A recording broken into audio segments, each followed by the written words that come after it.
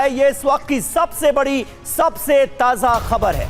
अमेरिकी फौज lock and loaded mode में है, ये ट्रंप कह रहे हैं। द्वितीय विश्व युद्ध के बाद अमेरिकी फौज सबसे ज्यादा मजबूत है।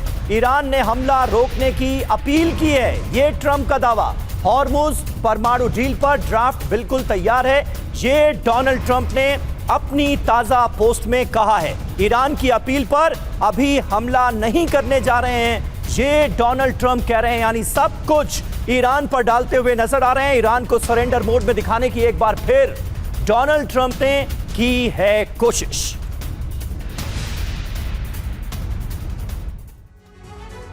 तो देखिए, बड़ी बात यह है कि American army lock and loaded mode में है, लेकिन अभी हमला नहीं होगा, ये कह रहे हैं ट्रंप। अमेरिका की तैयारी क्या है?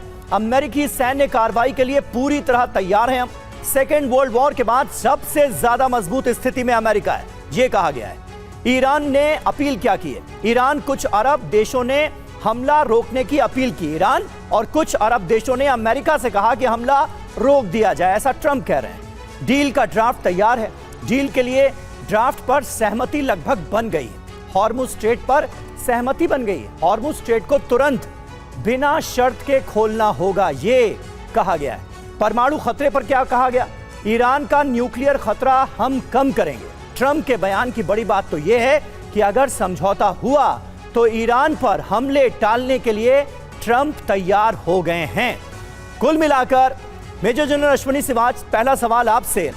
ट्रंप अपने इस बयान के जरिए दिखाने की कोशिश तो यही करते हुए नजर आ रहे हैं कि देखिए, जो कुछ खाड़ी देश हैं और खुद ईरान सरेंडर के मोड में है, यानी खाड़ी देश भी नहीं चाहते कि ईरान पर हमला हो, और ईरान खुद भी हमले से बचने के लिए उनकी सारी शर्तें मानने के लिए तैयार है। क्या वाकई ऐसा है, या ट्रंप कुछ छुपाकर कुछ कहना ऐसा चाह रहे हैं जिससे सारा दारोमदार फिर से ईरान पर आ जाए?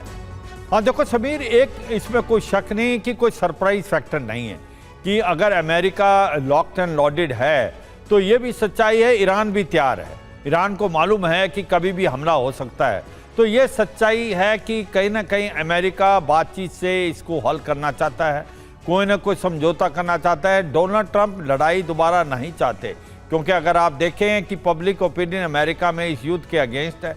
उनकी जो अप्रूवल रेटिंग बहुत ज़्यादा कम हो चुकी है, मिड टर्म इलेक्शन है, तो ये एक दबाव करने की कोशिश कर रहे थे ईरान पे, जो प्रेशर डाला जा रहा था कि हमला कभी भी हो सकता है। और इसको सच्चाई है, एक बैक चैनल डिप्लोमेसी चली हुई है, उसके तहत ऐसा लगता है कि कहीं ना कहीं बातचीत का दौर चलेगा और कुछ ना कुछ नतीजा निकल सकता है। ऐसी कौन सी देश हैं जो प्रेशर डाल रहे हैं अमेरिका पे कि ये लड़ाई दोबारा शुरू नहीं होनी चाहिए?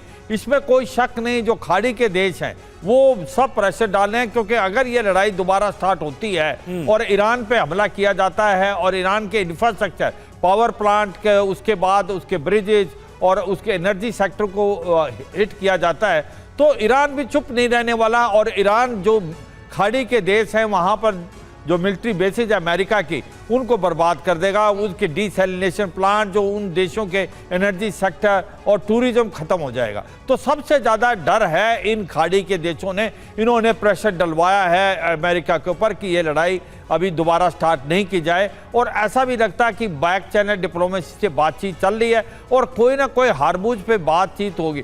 देखो, एक चीज़ माननी पड़ेगी समीर, अब सेंटर ऑफ ग्रेविटी आप स्टेट ऑफ हार्मुज है। अगर स्टेट ऑफ हार्मुज पे कोई ना कोई बात होगी, क्योंकि अब वो जो न्यूक्लियर बात थी या प्रॉक्सी के बारे में थी, मिसाइल, वो सब बैक बर्नर हो गए। अभी अमेरिका को भी पता है कि स्टेट ऑफ हार्मुज के साथ साथ होती रिबन ने बब अल मंदेब को भी रोक दिया है। और जो सऊदी अरेबिया जो ऑयल दे रहा था